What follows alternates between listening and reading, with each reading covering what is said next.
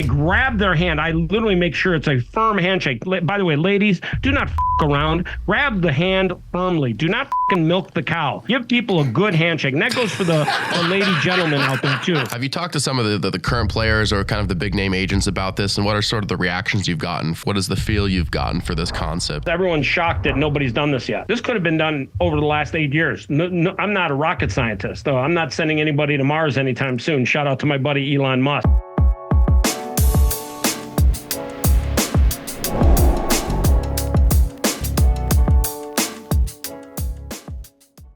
Here we go. Today we have the honor of talking to Chris Champion. Normally this is the part where I'd get into a 5-minute bio, but today I thought we'd just let Chris introduce himself. Chris, take it away. Tell us who you are. Tell us about what you're about and sort of like what you bring to the table. Appreciate it, Steve. And it's been really great getting to know you and your team over the last couple of months.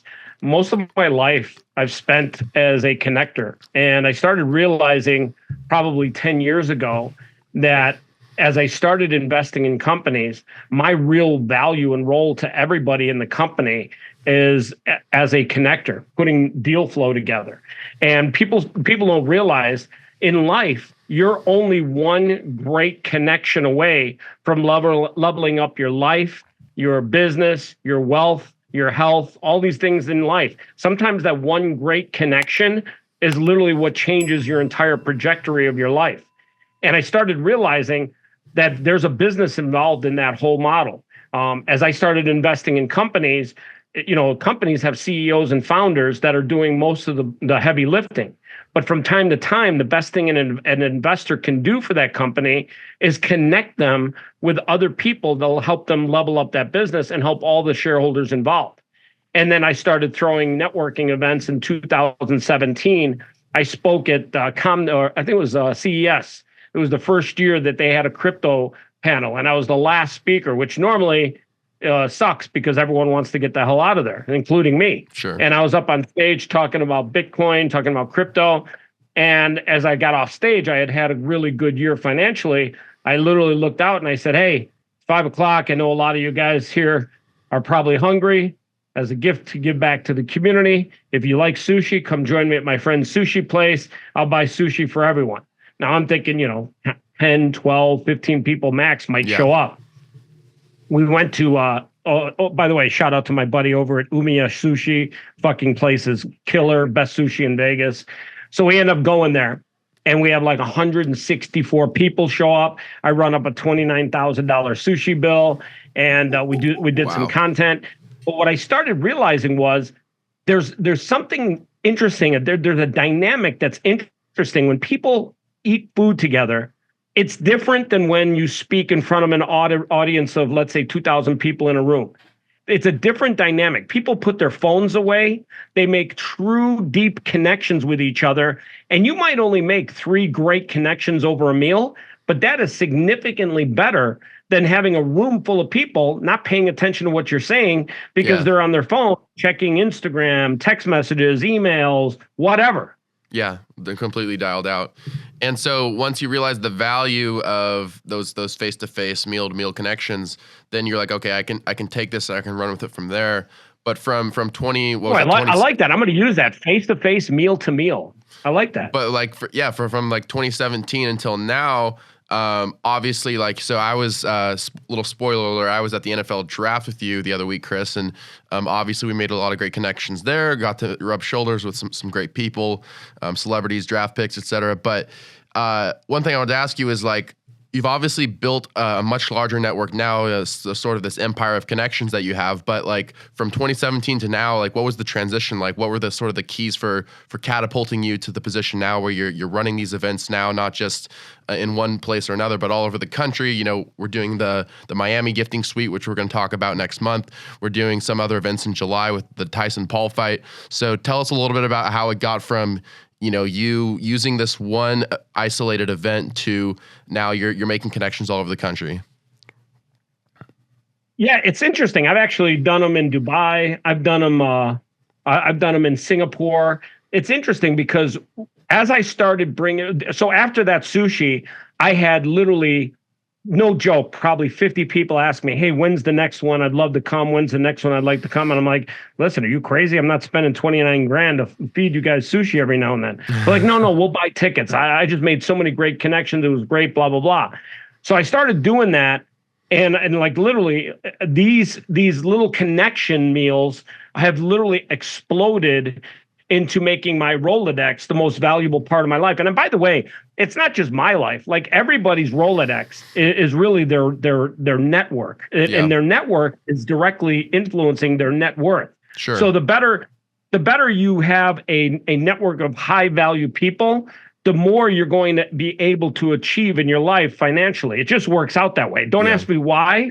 Actually, there's probably there's a good reason why, but it's about having really a good network of people that you can tap into. Yeah. And as you touched on, now it's gotten to the point where I've had sports leagues, entire leagues, reach out to me and say, hey, listen, we'd like you to host for no lack of a better word, a private lunch. And now I'm doing them at lunches because it's easier for people to get to lunches than it is to get the dinners. A lot of times people have family. They don't see them that often. They want to spend dinner with family. I respect that. I actually think that's super important for people. So doing a business lunch is what this is metamorphosized into. In fact, you were in Detroit just now. You had a chance to have some amazing Wagyu steak and make some great connections over a meal in Detroit. What are 3 things that you picked up at that lunch in Detroit?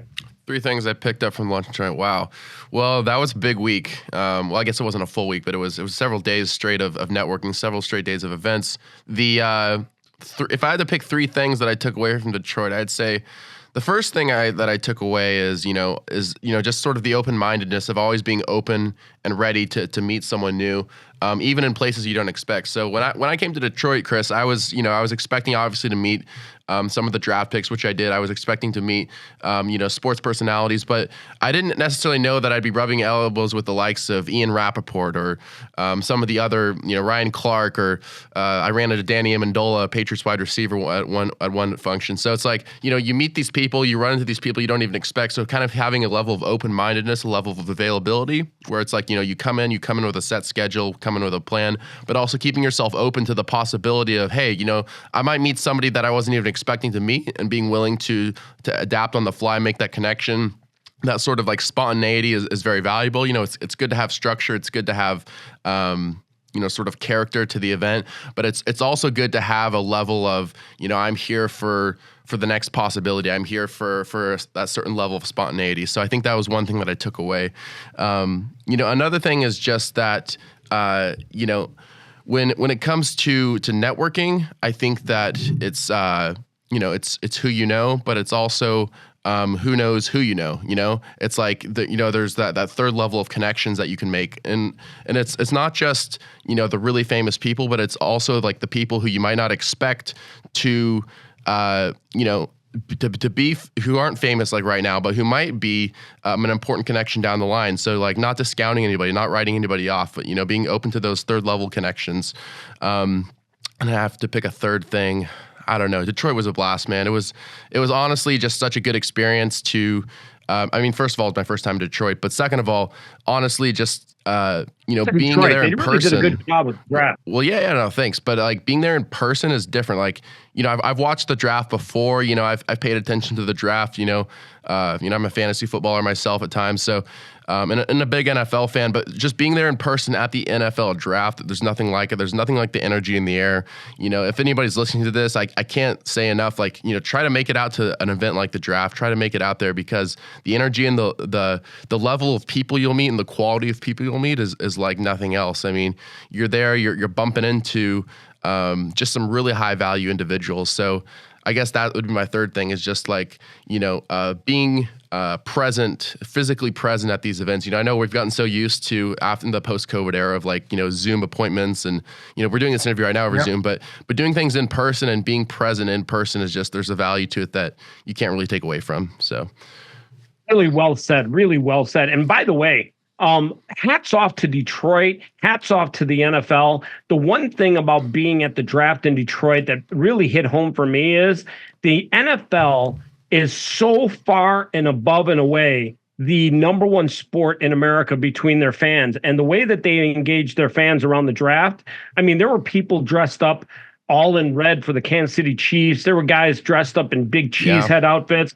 I mean, the NFL is by far and away the number one fan engaged sport. That really pounded it home to me. I think there was like 250,000 people. And then where we were at, when we got there early, we were in that little area. We got there early. Thank God we got there early, because when the draft hit about 3 hours later, that area where we were standing, which wasn't that packed at that moment, we had a chance to do some good. It was inundated at that point.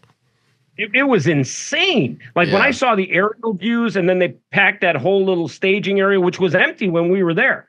And shout out to Mac. He did great work with the wireless mic. Funny thing is, his wireless mic was interfering a little bit with the NFL Network wireless mic. They were catching my interviews. That was hilarious. That's too funny. And by the way, something you just said earlier, I didn't want to miss out on. Yeah. When you went to Detroit, you expected to make great connections, but you also let the universe, and I always tell people, let the universe come talk to you. Let the universe come to you. Sometimes, and not sometimes, all the time in life, you have to be in the right place at the right time to meet the right people. And that's how things work.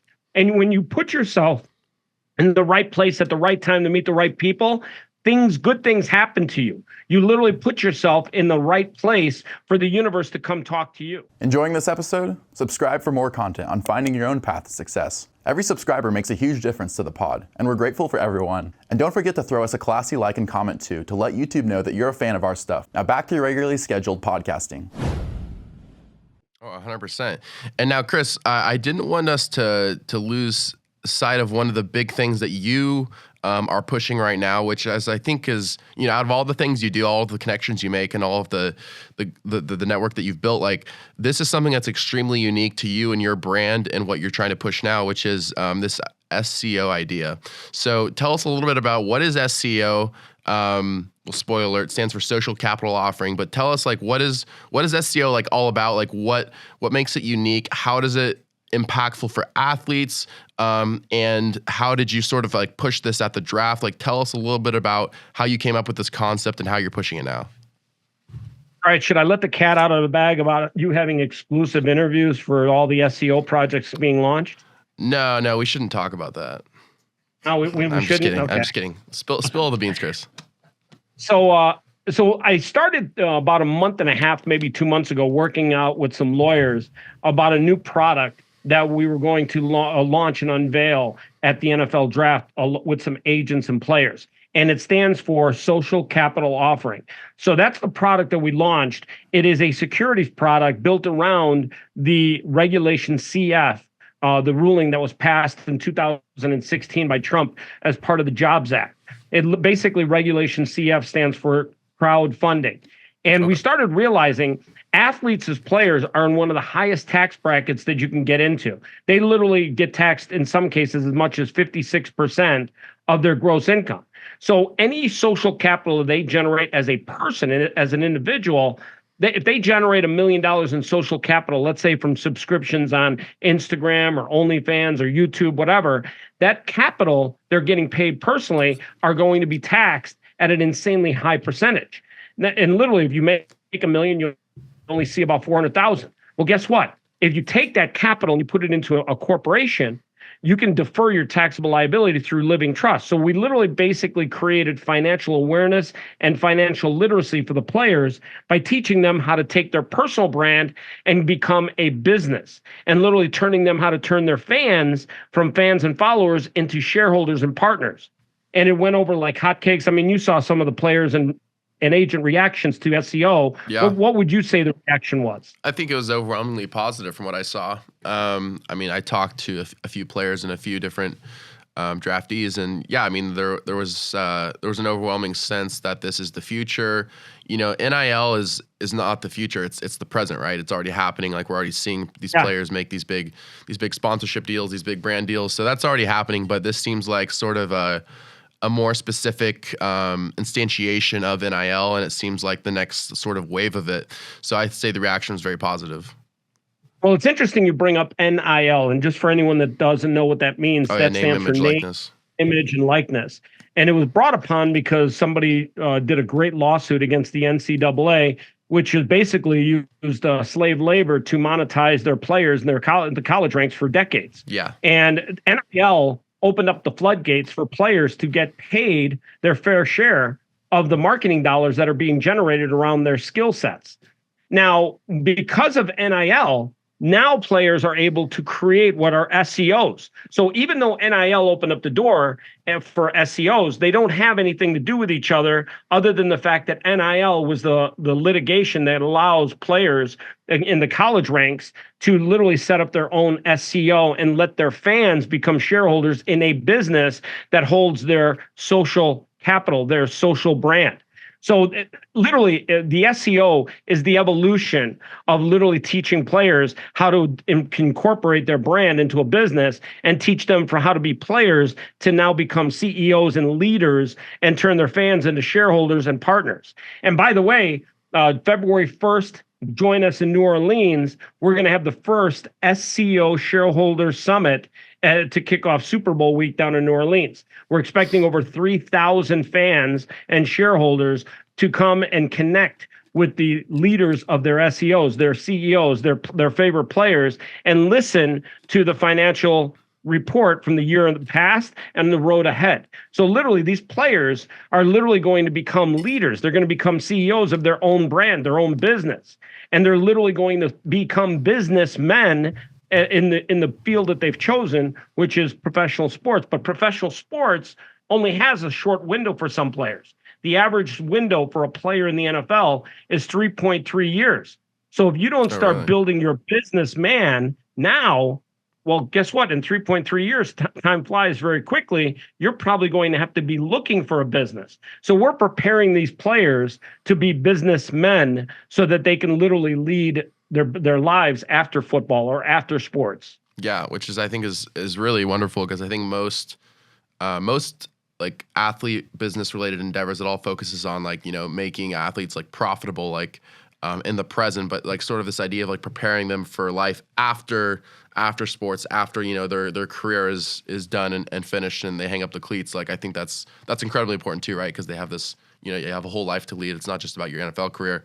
I mean, I think, as you said, you know, the careers don't last that long in the NFL due to the nature of the sport. So can you give us, though, like a couple examples of like how this would work? So let's say, you know, I'm a draft pick or you know, let's say there's a draft pick NFL player who, you know, second, third, fourth, fifth round or whatever, and you're trying to monetize your SCO. And me as a fan, I want to invest in that player. Like, how does that practically work? Like, do I purchase it like a stock option? Like what is what kind of equity can I have in this player? It's a really good question, and we've made it very simple and broken it down into a very few steps. Number one, the player sets up a Wyoming corporation. We love Wyoming. We've chosen Wyoming to incorporate all these SCOs out of. The player sets up that Wyoming corporation. Then they offer their fan base 20% of that corporation in the form of what's called a Regulation CF filing with the SEC. Now, the Regulation CF allows that player to offer up to $5 million to their fan base, to their fans. And that $5 million amount of money they're able to take, that's the maximum. So as a player, you really want to make it so that you don't have too many shareholders. But if you've got, let's say, a minimum threshold of $500 to invest, you can now go from becoming a fan of that player to being in business with that player, a shareholder. Now, once you own part of this SCO, social capital offering, this business, you're a shareholder with that player in that business. Any subscription revenue that player generates from social media, they're going to put into that Wyoming corporation. And as that subscription revenue builds up, there are going to be yields and dividends paid out periodically. And as a shareholder, you get some of that yield paid back. So just like anything, like if you buy a piece of real estate and you rent it out every month, whatever you have to pay on the mortgage is X and whatever's left over is Y. Just like anything else, whatever you put into an SCO, as yields and dividends are paid out, you get a piece of your investment back. Plus, you still hold your ownership, which one day you might be able to sell for more money if some company comes along and decides that player's SCO is worth acquiring.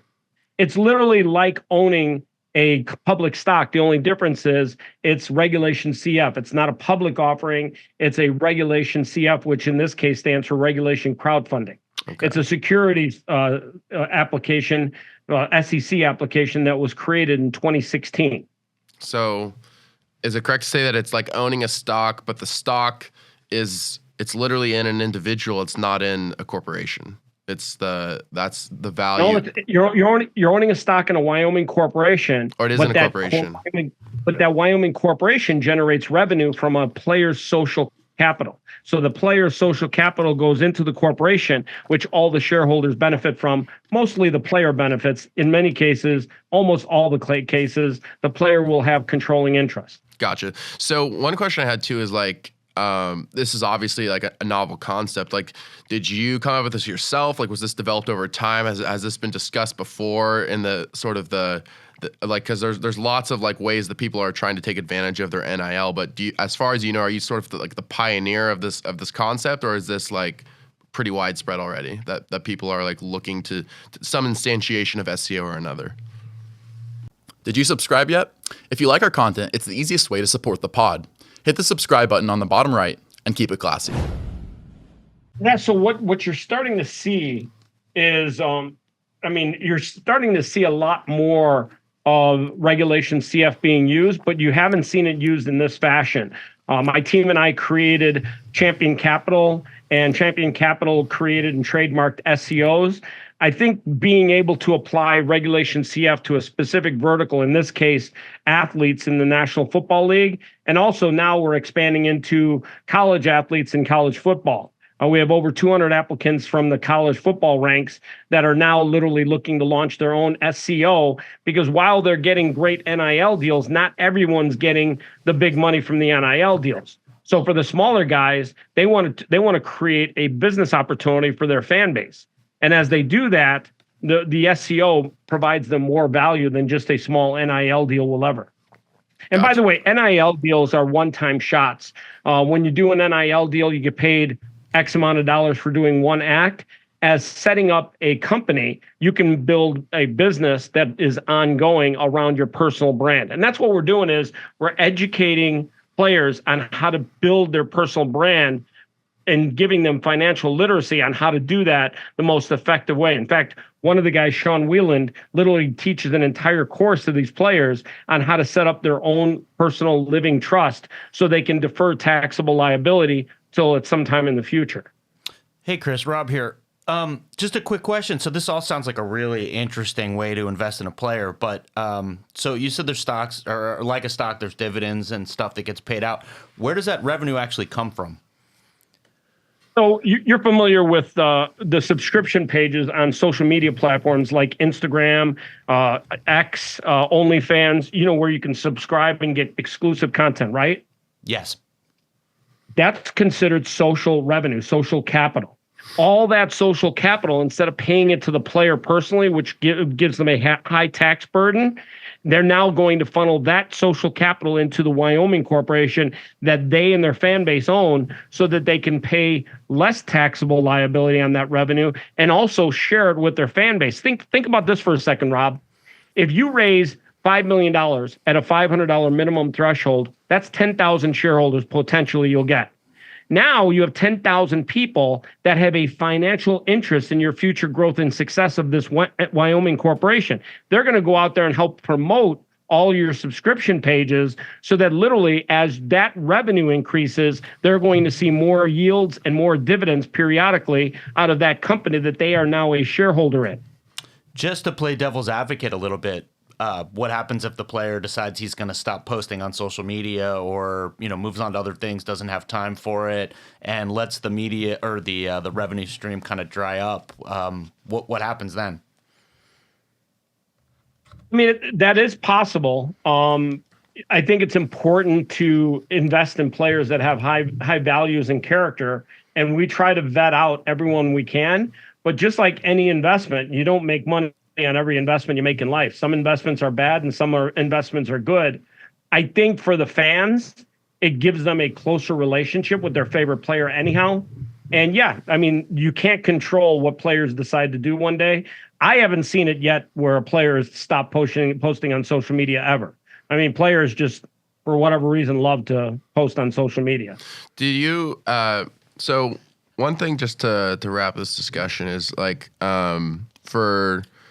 have you talked with any of the like current like players or current, because I know we were at the draft with like a lot of, you know, the agents and some of the draftees, but have you talked to some of the current players or kind of the big name agents about this, and what are sort of the reactions you've gotten from like sort of the world of professional sports? Like, what is the feel you've gotten for this concept, like negative and positive?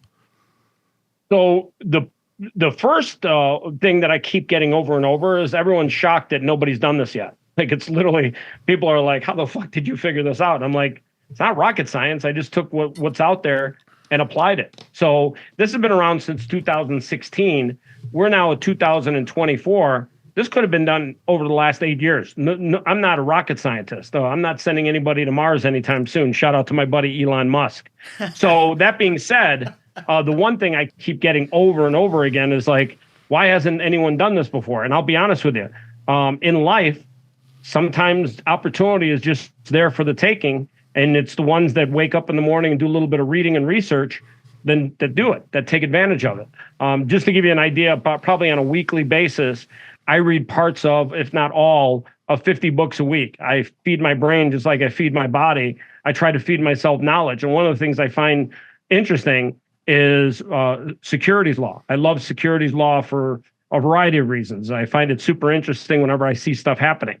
So that being said, the biggest feedback that I've gotten so far is, why hasn't anyone done this before? My answer is, I don't have the answer. All I know is I saw it, and it's legitimate. It's straight up. It's right there for the taking. Anyone could have set this up a long time ago. The negative that I've gotten so far, here's the one negative that I've gotten so far. Some agents say, hey, my players don't have time to be CEO of a new company. They're focused on their career, blah, blah, blah.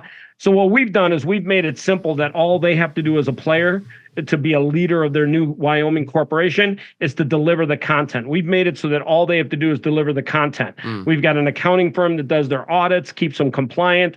We've got somebody that helps set up their living trust. We've got directional. We got a marketing team that helps market their subscription pages. So we provide them a lot of services so that it really scales down what they need to do as a player. So that's like the biggest negative is my player doesn't have enough time to keep up with all the all the things of running a new business. Sure. So that's probably the negative. The positive is that for the guys that aren't like the number one pick in the draft, shout out to Caleb Williams and the Chicago Bears, that kid is absolutely going to have probably one of the best rookie years of any quarterback ever, unless he gets crushed and hurt for some reason, which is always possible. But unless you're like the first, top 10 picks in the draft who are going to get all kinds of deal flow, this is a great opportunity for every player that's out there. Whether you're a second-round pick or third-round pick or even a seventh-round pick, this grade gives you an opportunity. Let's say I talked to a kid yesterday.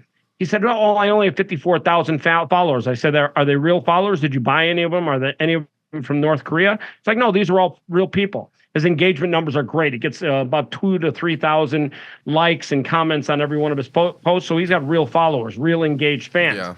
I said, listen, those fans, those 50,000, if 10,000 wanted to become closer to you, literally meet you at the SCO Shareholder Summit and literally take the journey of life with you and get into business with you, they would be able to change your life. Because now for that kid, he can raise $2 to $3 million in one lump sum, put that away in some investments that he chooses to do, and literally now run a business where him and his fans, who are now shareholders, get a chance to share in the social capital generated from his subscription revenue. So at the end of the day, there's going to be positives and there's going to be negatives, but I would say 80% of the feedback I've gotten so far has been overwhelmingly positive. Sure. And so going forward, so the NFL draft obviously was a great success, but going forward, like tell us a little bit about some of the other events that you are participating in coming up this year. Now we have Miami Swim Week. For people who aren't familiar, tell us a little bit about Miami Swim Week, what that is, and specifically the events that you're hosting and what you hope to accomplish. So it's actually gotten a little crazy lately since the Super Bowl came to Vegas. Not only got the chance to do the draft with you in Detroit, shout out to Detroit, they did a great job as a city. Miami, 29th, 30th, and 31st, we're doing the kickoff of Miami Swim Week. I'm hosting the models only gifting suite. I'm hosting a private power lunch the next day. Mayor Suarez is invited. That night, we're at the Red Phone Booth, which is a private cigar bar, doing an exclusive photo shoot. And then the last day there, we're there from 6 a.m. to 2 p.m. doing a photo shoot inside of a private jet hangar with a Gulfstream G700, $75 million private jet. It's always kind of cool to have an optic like that. I think it's actually going to be cool for you because instead of that white background, you'll have like a big ass private jet over your shoulder. I love the white background, Rob, just to be clear. But private jet does sound pretty sick. It is pretty sick. I will say that's kind of like it's not a big deal for me, but it's kind of when you think about it, it's hard first of all, just to get into a hangar, you have to get FAA clearance. You have to have a background check just to step foot on there. So it's actually kind of cool. That's from a standpoint of just the photo optics. It's going to be very cool. Yeah. And then the one thing that I'm super excited about is here in Vegas on July 10th and 11th, I'm hosting some big things, the largest gifting suite ever for the NBA Summer League here in Las Vegas, literally at the Ahern Hotel. More news will come out about that on Monday, but yeah, that's a huge deal. NBA Summer League, it's kind of fun. The games are okay, but Vegas booms with the NBA loves Vegas. Like everyone knows that Vegas is about to get an NBA team. It's either going to be LeBron or Shaq. Shout out! I hope Shaq gets it. He's a great businessman. And you're going to see an NBA team eventually in Vegas. And every year for the last, 5-10 years, you've seen Vegas blow up with NBA players every year for a week and a half during Summer League. Rob. The jet sounds all nice and everything, but can we back up and talk about what was the models only thing? That sounds interesting to me. Yeah. I think I think you just got everyone's attention right there, Chris. Yeah. So the nice thing is models have significantly larger followings on Instagram than most any other category. Yeah. And what we've done is we've brought 50 brand partners down to Miami that are going to be able to gift these models everything from clothing to skincare to chocolates to even private jet passes. Nice. And literally give these models a chance to give shout outs on their social media for these gifts. Think of it as a opportunity to get your brand massive exposure by giving a gift to the top 40 models that are going to be out in Miami during Miami Swim Week, which Miami Swim Week does attract two things: very hot models and entertainers galore. A ton of entertainers are going to be in town. Sure. And by the way, Steve, get our travel arrangements set for that, would you? Already on it, man. So I take it we're leaving Max behind on that one. I think I'm going to take this one. Respectfully, Max. Yeah. Max is busy anyways, right? I think so. I think the sports thing is his thing, but the models. Rob is more of the expert 100%, there. 100%. Yeah, Rob's more the expert with the models. Shout out to Max, who did a great job on it. Shout out to Max. Yeah, we'll say I got to give a great shout out to our partner over in Miami, Fontainebleau Resort and Hotel. Great property. It should be an excellent event overall. I think people are going to love it. Miami is a great city. Mayor Francis Suarez should take a victory lap every single day. What he's done to Miami in the last 5 years has been nothing short of stellar. He is literally the greatest mayor in America, and he should be proud of what he's done with the great city of Miami. No, Miami is sick. I mean, again, only been a handful of times. I need to get out more. But I do, because we were talking about Vegas. I've only been to Vegas a handful of times. Only Miami. I don't know. I spend too much time working. But my point is I do love Miami, and I think that what's interesting is that you've built this empire of connections, and now what's happening is you're bringing people together from all walks of life, right? Like in the events that I've been to with you, I've been meeting these entrepreneurs, like the solar CEO guy. Shout out to Musa. Shout out to Rex Wong, the Holo AI CEO as well. And I wanted to just say, it's interesting because you have people like that who are sort of on the front lines of the tech and entrepreneurship world, and you have also people, you have the models, you have the athletes. So you're bringing all these different. Shout out to Keisha from I think it's Sean Remy, the skincare line. Yeah. And shout out to the amazing team over at Lazy 3 Ranch. Yeah. Lexi Hill. Yeah. And by the way, how did you like that steak? You had a chance to try the steak, didn't you? Oh, the steak was fucking bomb. It was absolutely killer. It was like butter. Oh, like yeah. literally like butter. That was Wagyu ribeye prepared by the restaurant, and gotta give him a mad props. He prepared it perfectly.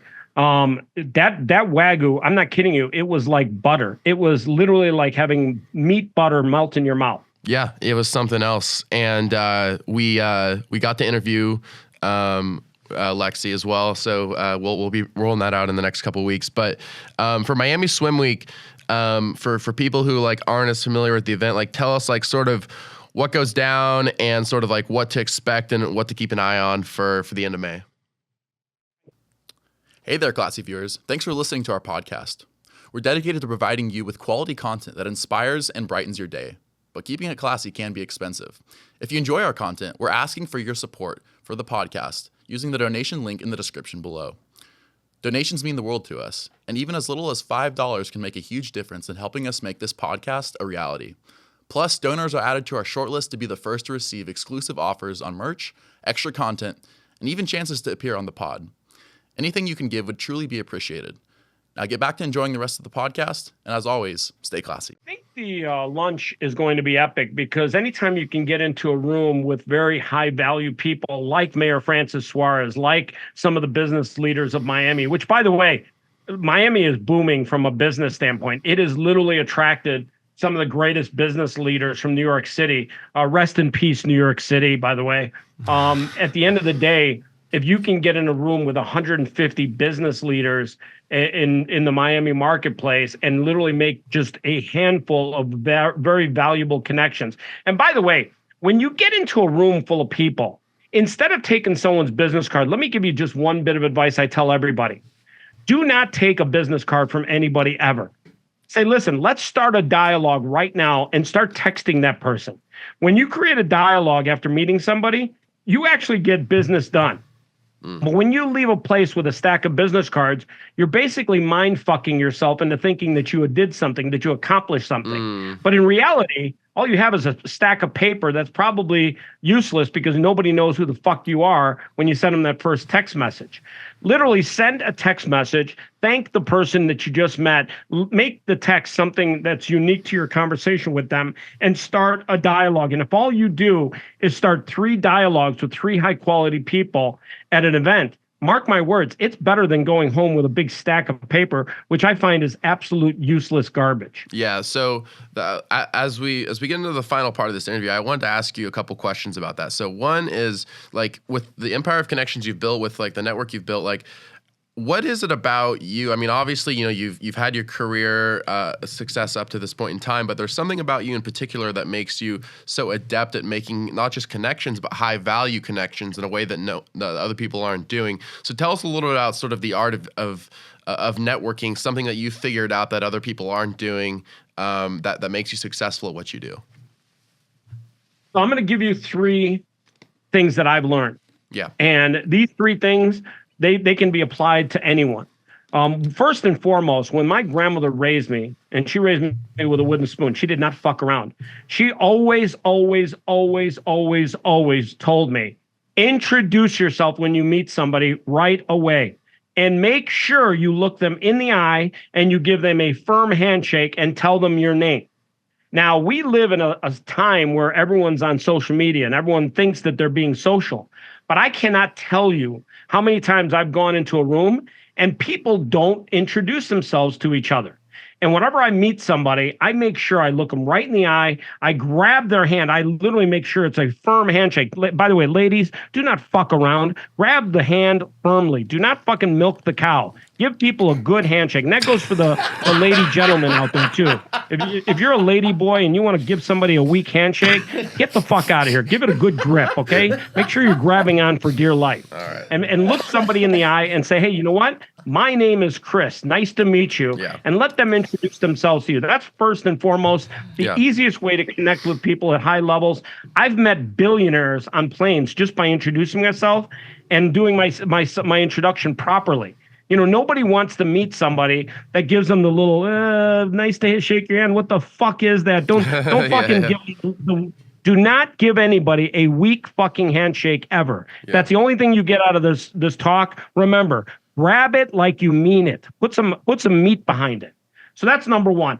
Number two, I would say that the biggest thing that I would tell everyone in life is everybody is a human being just like you. They breathe the same air you do, just like you do. They walk the same footsteps that you do, just like you.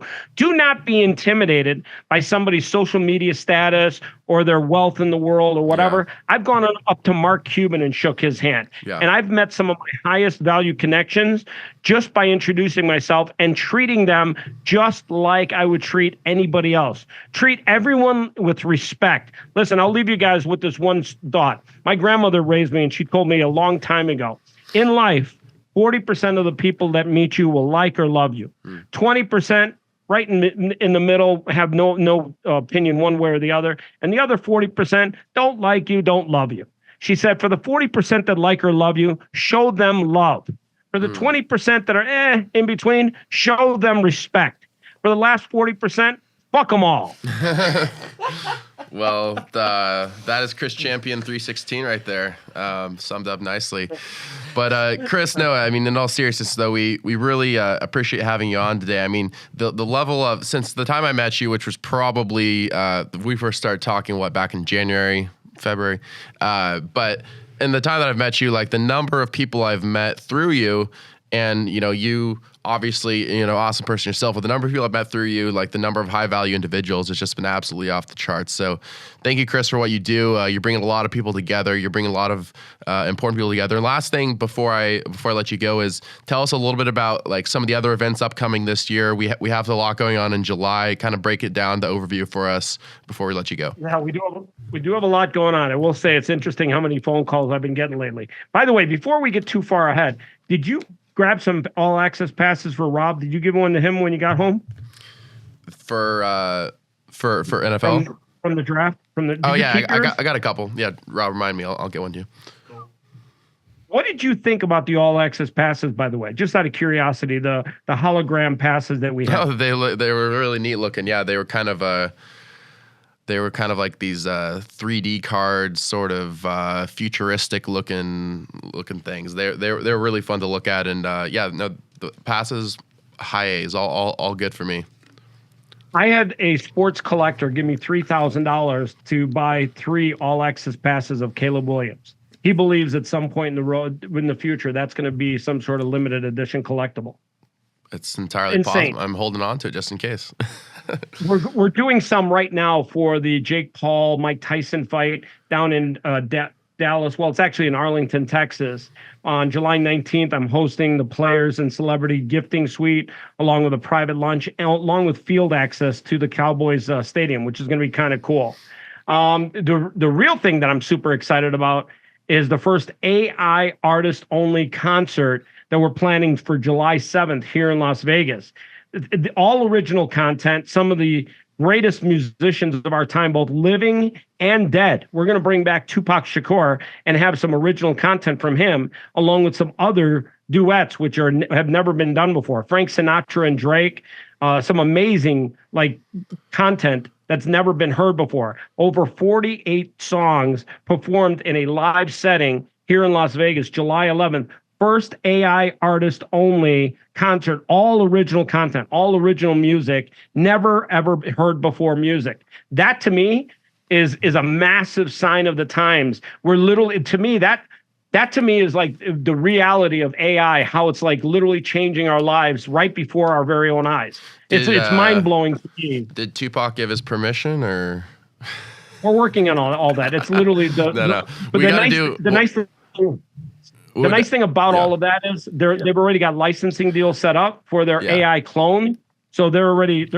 It's a simple process. No, I figured they had jumped through the hoops already, but we'll have to do a whole nother episode, Chris, because I do want to talk about the AI stuff in detail. And for the NFL draft, as I said, we interviewed Rex Wong, who's actually the CEO of Holo AI, which is one of the front runners in AI technology and actually creating essentially this virtual. The shit that he's doing, right? Yeah. It's like this virtual clone. He made one of me, where it's like this virtual clone of you that can essentially talk and act like you and think like you, and it's amazing what's going on there. But we'll have to do a whole nother episode on that because we don't have the time today. But that's it, Steve. You're fired. We're hiring your AI clone. He'll work for pennies on the dollar. I have no objections to that.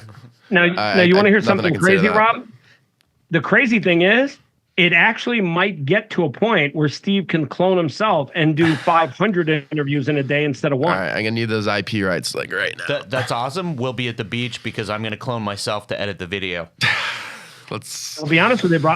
Don't you. It sounds funny, but you're about like 6 months away from being cloned yourself. We got to lock down those rights right now, man, because like I got to I think we're about 12 months away from Skynet. I don't know if you guys are big believers in the Matrix, but I'm telling you, the Matrix and Skynet in some fashion are going to be one of those things that we think back on and say, oh my God, we were predicting the future.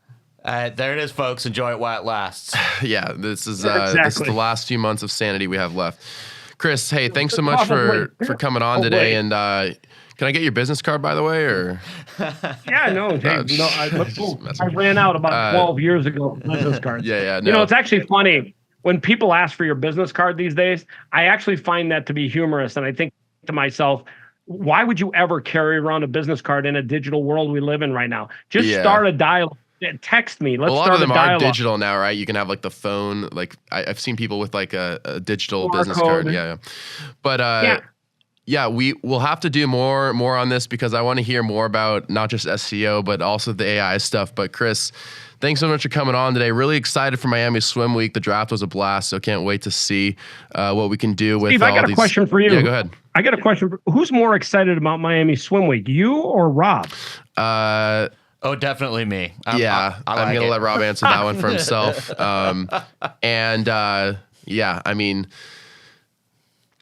are we still recording or? We're still rolling, man. Okay, just let it out. Okay, well, you know what? I'll just say this: it's going to be a good time. We're looking forward to it. I think Rob's looking forward to it too. But Max is gonna have to sit this one out. Definitely. No. Max gets the sports stuff. I'll get the model stuff. All the cameras. It's gonna be great. All right, we're looking forward to Miami Swim Week. To be honest with you, Rob, I think you're gonna like what we're doing down in Dallas too. Well, Arlington, but I think.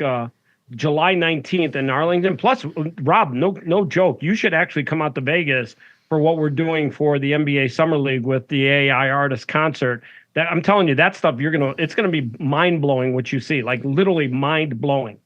Absolutely, I definitely want to see Tyson come out of retirement. I think that's gonna be neat. I'm not a huge sports guy, but he was, I'll be honest with you. I'll be honest with you about that fight. The fighter of my youth, and so it's interesting. Yeah, to see he's coming back.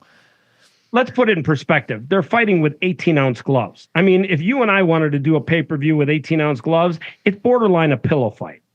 That's fair, but I wouldn't want to fight you, Chris, because I'd be afraid you might bite off one of my ears or something. There's the Tyson reference. That is true. Mike does have a history of biting an ear off. If Jake Paul loses half of an ear, it's his own fault. Yeah. Well, I think that would make the pay-per-view worth it if we got to see him bite off Paul's ear. The funny thing is he's monetized biting off Holyfield's ear with some sort of cannabis product that's basically something in the shape of an ear. It's an edible. And Holyfield's cool with that? Oh, yeah. I think he gives Holyfield a little piece of the action. Is that available in California? Why have I not seen this? I think if you go to Tyson2.0.com, I think that's his website. Don't take my word for it. You can look it up on Google. But the funny thing is, I've seen him promote that, and him and Holyfield are good friends. I wouldn't say good friends, but I say amiable now. Yeah. And I'm pretty sure if he bites off Jake Paul's ear, very next day we're going to see him selling a Jake Paul version of that. Yeah. Well, I mean, they better do something because if this is a snooze fest, I mean, what a sham. I mean, all the build up for this fight have been a snooze fest. I guarantee you. Now here, okay, I'm going to leave you guys on one thing. Yeah. Here's the interesting thing. Ryan Garcia spent $2 million of his money betting on himself. Now they're trying to take the $12 million that he won back from him, saying that he was using illegal PEDs. And now we're going to see a fight over $12 million because Ryan Garcia is being accused of cheating in the fight that he had with Devin Haney. That's an interesting news. Well, Ryan Garcia, if on the off chance you're listening, come on and talk about it. We want to hear your side of the story, man, because whether you cheat or not, man, we want to hear you. We want to hear you out. And let's be honest, it was a great fight. Devin Haney was 31-0. He got knocked down 3 times. Without a doubt, Ryan won the fight hands down. Whether he had a PED in his system before the fight. Listen, if they know you've got a PED in your system before the fight, they can stop the fight before you start. Yeah. So obviously there was a reason why they let him fight. Yeah, that's 100% on. So Chris Champion, everyone, ladies and gentlemen, check him out. What's the website again? It's the JoinPowerLunch.com. Again? JoinPowerLunch.com. JoinPowerLunch.com. You got it. This is Chris Champion with Champion Capital. He's the man, the myth, the legend. Thanks so much for coming on today, Chris. Really loved having you. Steve, couldn't thank you enough. You All are right. a class act. Stay you, man. classy, Steve. All right. That's a wrap, guys. This has been another recorded episode of Stay Classy Podcast with your host, Steve Wire. Thanks so much for tuning in. And as always, you can find all of our content at our website at stayclassypod.com. And thanks to our production sponsor and partner, MaxLux Media. You can find them at maxluxmedia.com. Don't forget to like and subscribe to our channel on YouTube. Every subscription helps and goes a long way towards ensuring that we can continue to produce content for viewers like yourself. Thanks so much. Stay classy.